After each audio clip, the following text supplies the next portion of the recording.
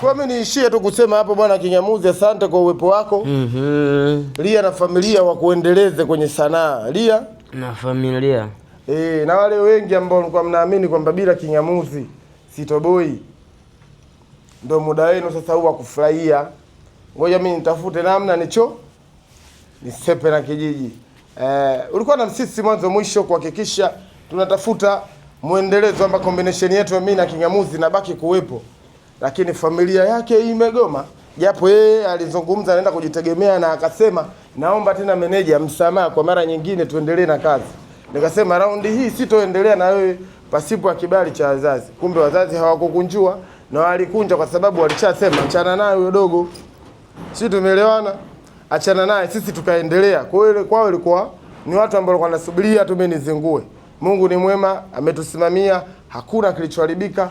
Leo hii kwa video hii nikimkabidhi kwa kaka yake akisema achana naye. Kwa hiyo lolote likatalomkuta Kingamuzi mimi nimejivua.